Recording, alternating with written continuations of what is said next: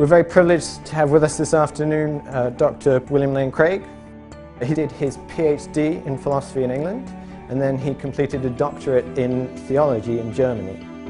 This double doctorate has equipped him to become one of the world's leading defenders of historic Christianity.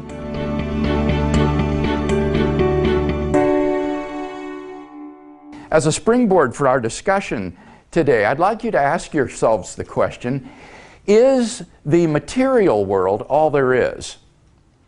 And today I want to sketch briefly 7 aspects of the world which I think suggest that there are indeed more things in heaven and on earth than are dreamt of in naturalistic philosophy.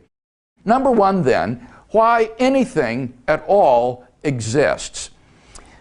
This is the deepest question of philosophy. Why is there something rather than nothing?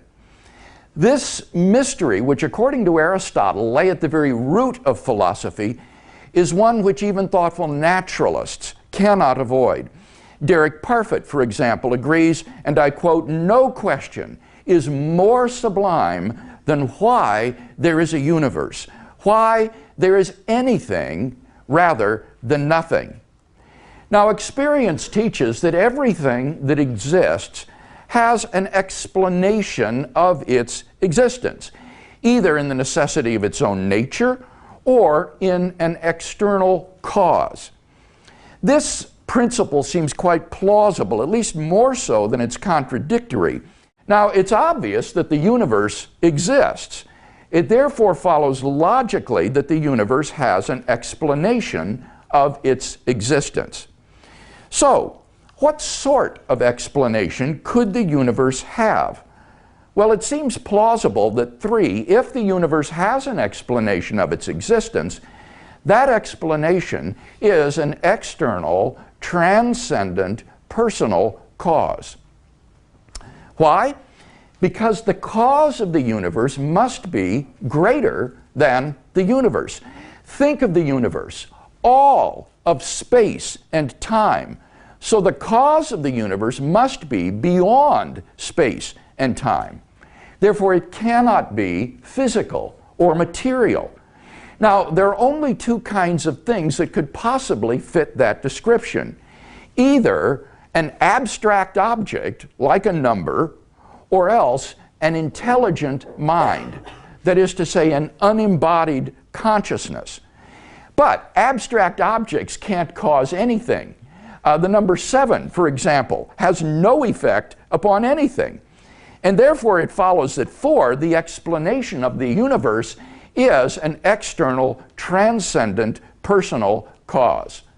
That is to say, there exists an unembodied mind which created the universe, which is what most people have traditionally meant by the word God.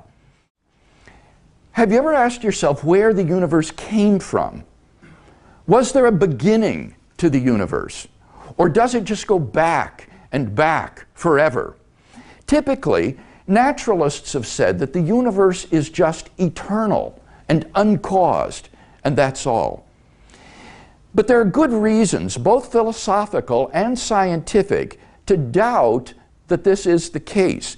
As the physicist P.C.W. Davies says, the coming into being of the universe, as discussed in modern science, is not just a matter of imposing some sort of organization upon a previous incoherent state, but literally the coming into being of all physical things from nothing. In fact, in the year 2003, 3 cosmologists, Arvin Bord, Alan Guth, and Alexander Vilenkin, were able to prove that any universe, which is on average in a state of cosmic expansion throughout its history, cannot be eternal in the past, but must have a past space-time boundary. So, why does the universe exist instead of just nothing? Where did it come from? There must have been a cause which brought the universe into being.